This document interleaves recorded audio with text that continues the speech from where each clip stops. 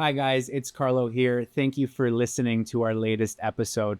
It's the support of our community like you that allows us to continue to grow and make this into something truly extraordinary. If you enjoyed today's episode and you would like to listen to it without the interruption of ads and maybe even experience some bonus content, I'd invite you to join us on our newly launched Patreon. And if maybe that's not something you can do right now, please consider liking, subscribing, sharing, and commenting on places like YouTube, Instagram, TikTok, LinkedIn, Facebook, all that good stuff. You'll find us under @Millennials and Community for pretty much all of those. Thank you again for listening, and we'll see you again soon. 1, 2, 3, 4. Welcome to episode number 1 of a brand new season of the Millennials and Community podcast. Join Matt and Carlo as we share some of our favorite moments from last season, explore the feedback we got from you, our valued listeners, and set the stage for what we want this new season to hold. Thank you for being part of our community.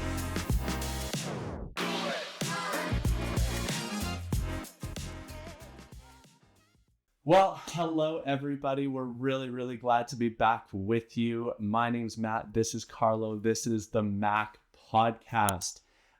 We're starting off our second season, and we're starting it off, in what we feel is a really nice reflective way, reminiscent of the rest of our work, which is let's take a look back in the season that was. So today, to kick off season 2, we're going to start by looking back at season 1. What are some of the things that we really treasured, that we learned, some of our hopes for the next season. And then we want to talk to you a little bit about the name M.A.C and what is going to be different going into season 2 and why we decided that it was important for us to make a bit of a change. So, as always, we're going to kick things off with a bit of a question. Now, some of you who have watched us on YouTube, you'll be very accustomed to seeing the cards that we typically have used for our questions. We're growing up, we're evolving, and truth be told, we've ran out of good cards. So we have consulted our favorite, everybody's favorite. The oracle of the internet. Yeah, ChatGPT, and asked it to create some new questions for us. Luckily, ChatGPT has infinite cards. Shout out OpenAI. So our first one to kick things off, and I'm going to ask Carlo here, if your life was captured in a sitcom title, what would the sitcom title be? If you were going to capture your life as the name of a sitcom, what would the name of that sitcom be? Man, okay. And if you want, is just kind of stall so you have a little bit of time to think, you can either do a parody on a really common sitcom title, or you can think of a sitcom title just out of thin air, however you want to. Like, the first thing that comes to mind immediately is Just Goofing Around. Nice. And I feel like that would be a great 1980s sitcom with like the really long opening sequence with like a full song that describes all of the characters. And a 30-second freeze frame at the end. Well, jumping. Yeah. I'm going with Just Goofing Around. Love it. I think mine would be 2.5 Jobs. One of my favorite sitcoms was 2.5 Men, albeit I realized it didn't age well. However, great sitcom in its time. And so, yeah, I think for me it would be 2.5 Jobs, because I think that just really describes a lot of the things that I always have on the go. Fair enough. Beautiful. I like it. Well, we're going to take a little bit of a trip down memory lane now. We're going to talk about the season that was in season number 1 of the M.A.C podcast. We'll take turns kind of asking each other a couple of reflection questions as we move through and really set the stage, set the scene for season number 2. So start things off. Carlo, what was your favorite moment or episode? Like, what was your favorite part of season 1? Like, the whole season was an amazing ride, an amazing learning opportunity. But I think the favorite parts for me were our guests, right? We had 2 guest episodes, and the first one was a group of other men that are just very near and dear to our heart. We had them all gathered around the day after our first night at the Stampede here in Calgary, where some of us were feeling good, some of us weren't, but the conversation was phenomenal. Everybody got on this wavelength of just, great ideas and great comments, and that felt so nice. And then our other guest episode was my little sister, So getting to hear her from almost a little bit of a different light, as this grown-up businesswoman rather than this dorky little sister was an amazing opportunity. And there's just something about having the people you care about share in some great ideas and great conversation with you is that just so enjoyable, so wonderful to have. So those are probably my favorite moments. Very, very cool. Very cool. I'd have to say for me, certainly our guest episodes were wonderful. It's so nice to have a bit of extra different color to the conversations by having additional people be a part of it. I think for me, it comes to, there's two moments I think that really stand out as things where I like really sat back and was like, wow, that was really, really cool moments. The first one was our AI episode. I feel like our AI episode was the most challenging for me because I know the least about it, but I feel like it challenged me the most in terms of trying to integrate different perspectives or ways of thinking about AI in ways that I just hadn't considered. And so I really enjoyed that journey that you took us on, looking at AI. And in a similar vein, I really, really enjoyed our Barbie movie episode. That was a fun one.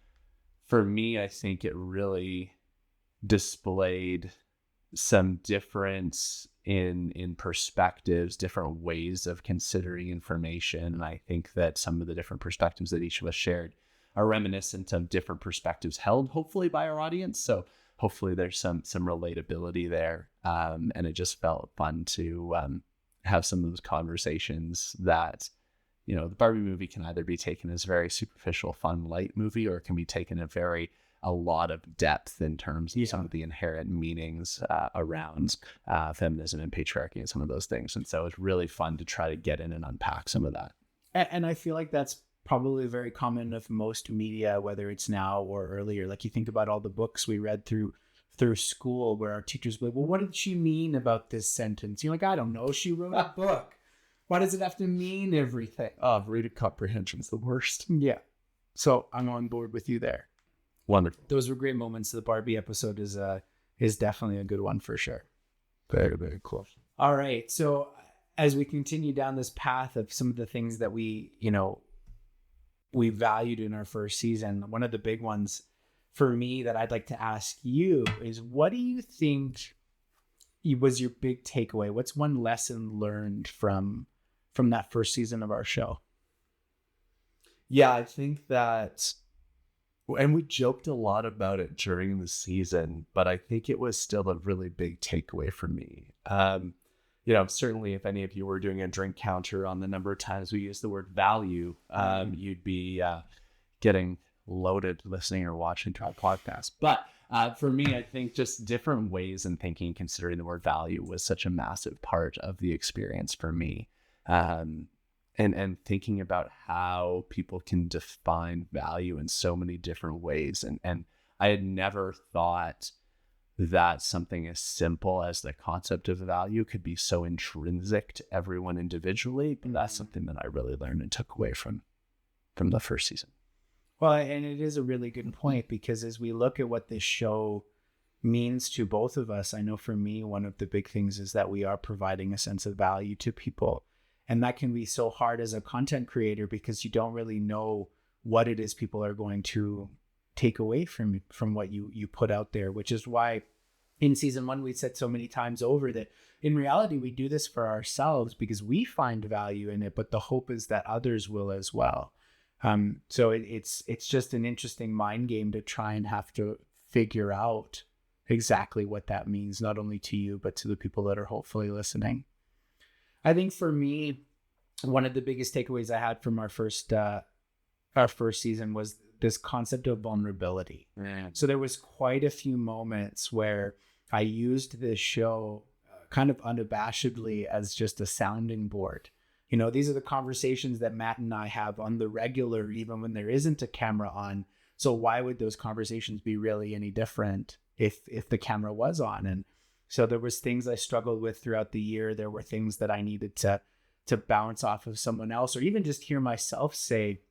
And I always valued it very much because you always took an opportunity to express gratitude for that vulnerability And I've even had some people that are listeners come to me and say, we appreciate that about your show. It's not common. And I think at the end of the day, that is maybe one of the things that sets us apart a little bit, is that everybody out there that's creating content, or most people out there creating content, seem only interested in showing you the highlight reel of life.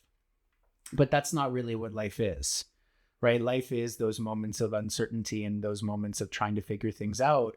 And I think that being truly vulnerable in a way where, you might have a random person send you a message and say, hey, this is what I thought about that moment of vulnerability. I think there's no greater opportunity for growth out there. So that was one of the big things. It's just how important, as much as I've always tried to be vulnerable, just how important it is that I am. Well, I think it showcases too the importance of making sure that you have people in your world that you're comfortable being vulnerable with. Yeah. Not everybody is going to be comfortable in the way that you are expressing your vulnerabilities on this platform. Like, forget the fact that this is posted and streamed publicly to whomever would like to listen or watch. But even the act of saying things to a camera is daunting as hell. Mm-hmm. But I think what it really reaffirmed to me is that the importance of having those people in your life, putting yourself in a position where you've got the supportive relationships that allow you to be that vulnerable. And I think that's really, really important too, because, cameras and microphones aside, I don't think that either of us could afford ourselves that level of vulnerability if we didn't know that was going to be received in a positive way. Yeah, because vulnerability is scary. Yeah. It's very scary. So if you don't have somebody that you can speak genuinely to, it leaves so much on the internal table that you just can't share. So you're very right. Yeah.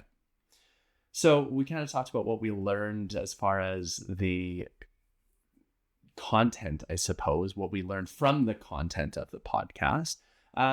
We also now have one season in the books of being podcast hosts. So what is it that you learned about being a podcast host or hosting a podcast? Like most things worth doing, it's hard work and frustrating. Yeah. Right? The amount of time takes, the amount of time that it takes to set up everything, to do the recording, to do the editing, to create the social media content, and it's never that you expect a massive amount of people to all of a sudden come out of the woodwork and find your show and like, share and subscribe and do all those things. But you do expect there to be at least a little bit of feedback and a little bit of, engagement. And sometimes you'll do something that you think is so good. It's that perfect social media clip, and it gets like 10 likes. And you're like, oh, like I worked so hard on that one. And it's not, sometimes it doesn't have anything to do with the quality of the content. Sometimes it doesn't have anything to do with how you felt about it or how other people felt about it. It could just be the time that it was posted, the way the algorithm looked at it, the anything. And I think at the end of the day, it was somewhat humbling and also very eye-opening to have those people that do genuinely listen to our show on the regular continue to provide us with that feedback and that engagement, even when it felt like the rest of the world as a whole was ignoring us. Yeah, I definitely, I want to make it really, really clear for everybody who is listening or watching. Carlo does the majority of the heavy lifting on this show. So when I say it's hard work, please take it with a grain of salt, because Carlo does the lion's share of the work. What I think I really, certainly it is hard work. What I definitely learned hosting a podcast, and it really is the commitment to the time that you're going to invest in it. So often we have these dreams, these aspirations, these things that we want to accomplish or want to do, and we fall short simply because we don't protect the time to do it. And I know that had this been me wanting to do a podcast on my own, that wouldn't it wouldn't have sustained the entire first season, or certainly wouldn't have had the momentum that we continue to have by pushing each other and supporting one another through it. And so what I've learned about hosting a podcast is having a partner or a team around you that is supportive and is going to push you towards those goals is so critical. And that's true, of course, not just of hosting a podcast, but anything. You need to have the team in place to be able to help support you, push you, sometimes drag you to your goals. Because scheduling time is not easy, but when you know that you're accountable to somebody else, it makes it a lot easier to do. Well, and I was going to make a comment about the scheduling, because there are times that I'll message Matt and be like, hey, so the next episode or the last episode we have recorded comes out next week. When are we recording again? And he'll be like, well, I've got, 2 hours, 3 weeks from now on a Tuesday. And then after that, it'll be another month. And you're like, so you think he's exaggerating? This is actually a direct quote. Like, ridiculous. And then my response will usually be, you can't find an hour some other time. And then we'll, back and forth a little bit. So yeah, there's definitely some challenges in doing this kind of thing.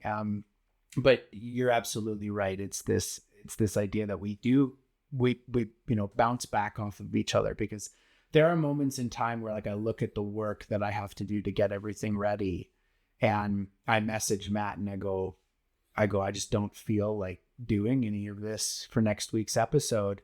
And he'll kind of like hype me back up, and we'll chat a little bit further about what we want the show to be and all those kinds of things. And it'll start to hype me back up and get me going. So speaking of that, what do you want this show to be? What's your hope for this next season of M.A.C and where we're going, and how do you want it to impact people? Yeah. So I think for me, what I'm really, it's three things that I want. I want the show to be relatable. Like, I would love for all of you to feel that you are able to experience something or be a part of our conversation in such a way that it is relatable. You can connect to it. I also want it to be entertaining. Certainly it would suck to just turn something on and feel like it's just droning on. Like, we love all of you listening to our voice. We also don't want to be the calm app. Like, we don't want to be that thing that puts you to sleep every night. So, we want to be entertainable. I want us to be relatable to you. I also want for you to have these moments where you just think to yourself, I hadn't thought of that. I've thought about that thing, but I've never considered that thing from that angle. And so I guess I want for season 2 for us to be able to give you different angles, different lenses by which to see different things that we talk about. Yeah, and that's always been kind of what we thought we were bringing to this space, is that we're just these regular guys, regular millennials living life that are trying to bring a perspective from a sense of experience that maybe some other people don't have.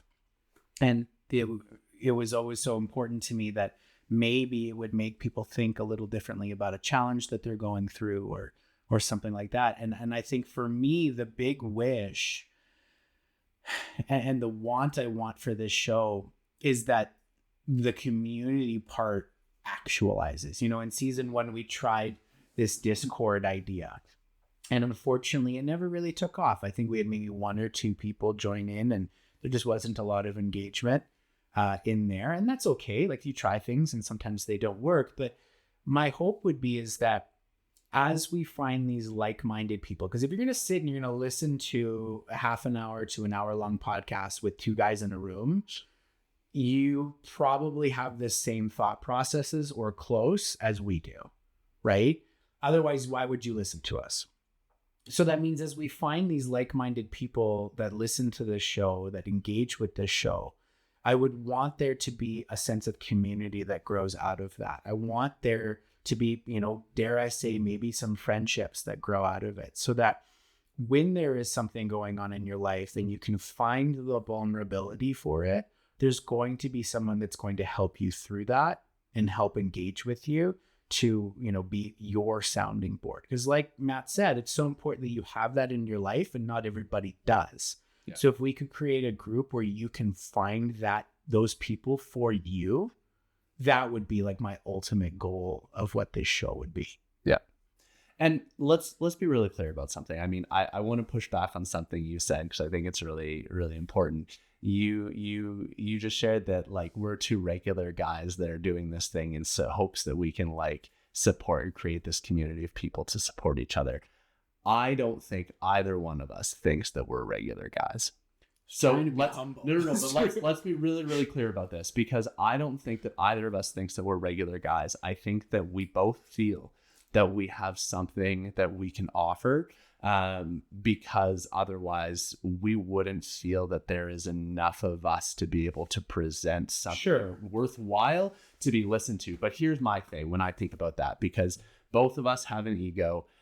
Let's just call a spade a spade. Both of us have an ego. Both of us want to be heard. Both of us like the idea that our voice, our message, our content is out in the world. What I want, though, is through this process of being able to create something that hopefully is resonant, entertaining, and sticks with people, offers that different lens. I want to have that different lens too. I want all those things for me. Yes. And I get a lot of those things by listening to other podcasts, listening to other creators.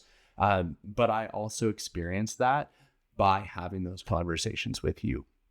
And so in the same way that I want us to be those three things, I want to experience those three things, because that's what humbles me. That's what keeps me growing. And let's be really, really clear. Both of us need to be humbled. And so I hope that we can create a space where we can do that for each other, so we can both continue to grow. Wow. Just don't lump me in with you, buddy. No, you're right. All of those things that we want for everybody else, we want for ourselves. And I was even thinking today, it's been 3 months since we've recorded? Yeah. Right? I missed it. I felt as a person lesser without this time to converse and to put ourselves out there. So even as we're in the throes of it now, just recording this first episode of season 2, it feels like home, right? So very much it's all the things that you said, and yes, I guess I'll take the not humble card. So with that in mind, we've talked a little bit about recapping our first season. We've talked a little bit about our hopes and dreams for season 2. You'll notice there's a couple of different things. One, we're coming to you from a different space. And for us, I should preface this by saying that we're all so committed to learning, evolving, doing things differently, and trying to optimize the experience on our side, but most importantly for you as the audience. So we have a new space that we're working in. There's going to be more incremental adjustments throughout season 2 that we're going to be making to the space to try to optimize this sort of intimate environment that we have, so that we're not like a whole couch away and we can even like touch each other. You probably don't want to watch the YouTube to realize that wasn't as inappropriate as it sounded.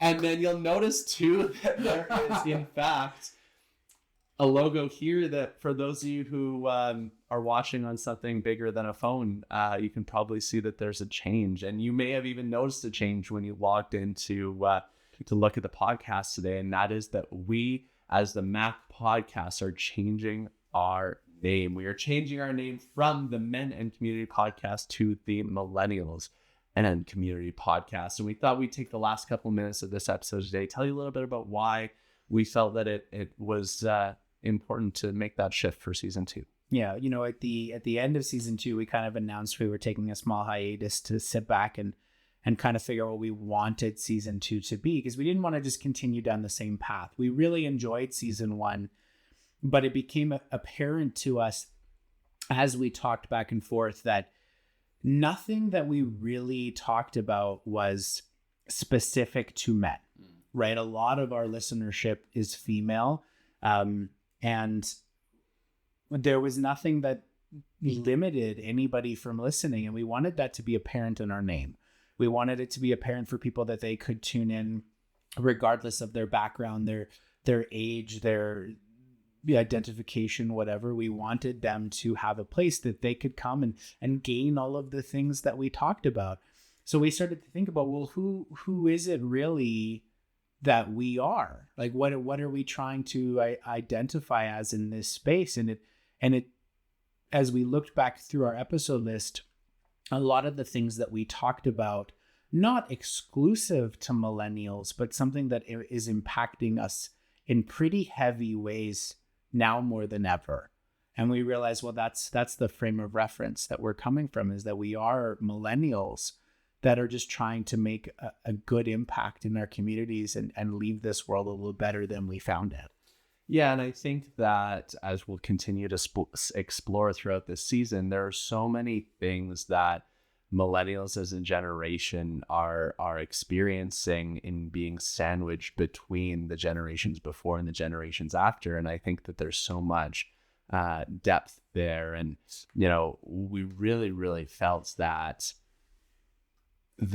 our previous iteration of the name was almost a little bit limiting, and we'd never want anybody to see the name Men and Community and automatically assume something about our podcast or lump us in with the sorts of content creators that, not to name names about ones that were indicted in Turkey or whatever. Yeah. But anyways, the point is that we hope that this rebrand and this shift helps to illuminate us in a bit of a way that allows us to come at a broader suite of content, ways that we can relate to more people.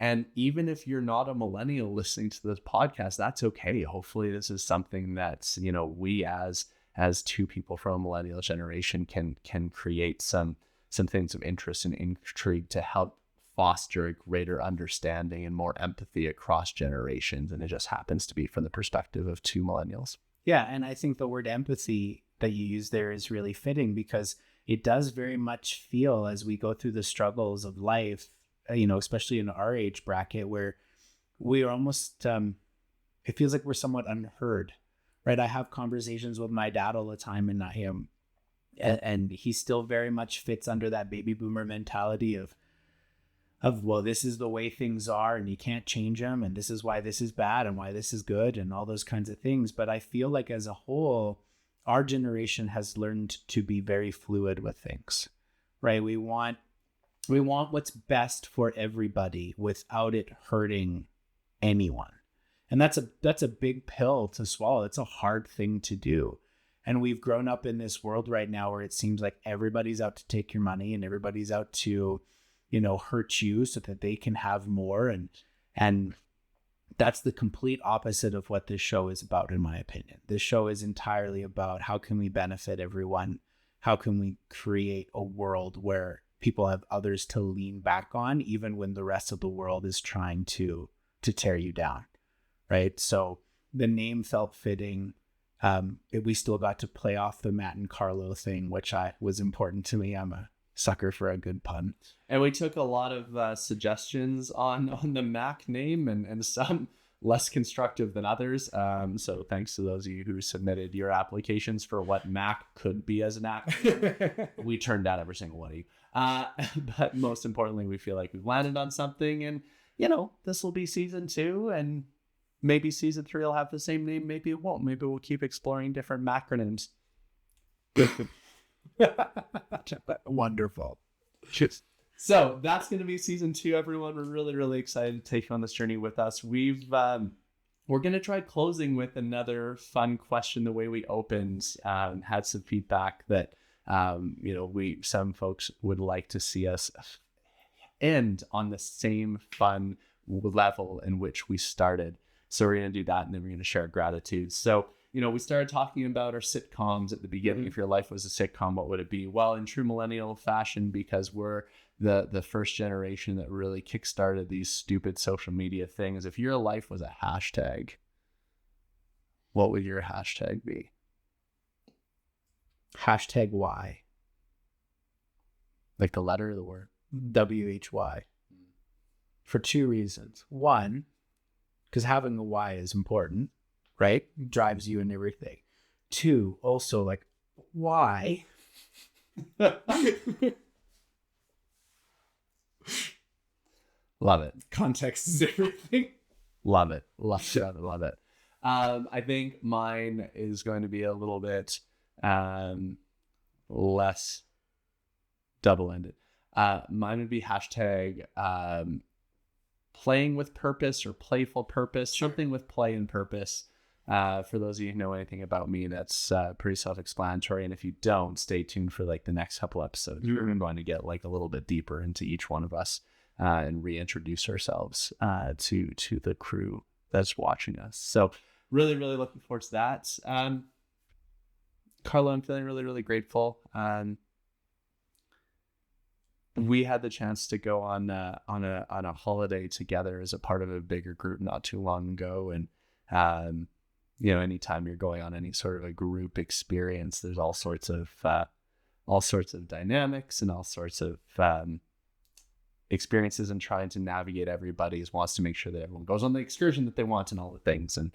And one thing that I am really, really grateful for is that, you were your priority there was spending time with the people that were there, and to making sure that you had a really, really great time. And I don't think that you were really bothered by what we did or when we did it, just so long as we were doing it as a group. And so I really value and appreciate the way that you put the people in your life first and the relationships first, and the beach and the pool and the swim up bar second. Close second. Appreciate that. My gratitude is to be home, to be back doing this again. There is so much value for me in sharing my voice, and to get to do it with one of my best friends in a way that is open to vulnerability and open to bad ideas and good ideas and silly jokes, and to just laugh and have fun. It feels really, really nice to be back, and I'm super excited for season 2. So I'm grateful to be here, and I'm grateful to be here with you. Thank you. Well, with that is a wrap on the first episode of season number 2 of the Millennials in Community podcast. We are thrilled to have you here on this journey with us, and we will see you for our next episode. As always, you know where to find us. I'm not going to say it out loud because we haven't officially changed all our social media handles yet. So if you don't know where to find us, then you better listen to episode number 2 when we can figure out what our new social handles will be. Dun, dun, dun, dun. Take care, everyone. Bye, guys. They're going to be the same. They are going to be the same.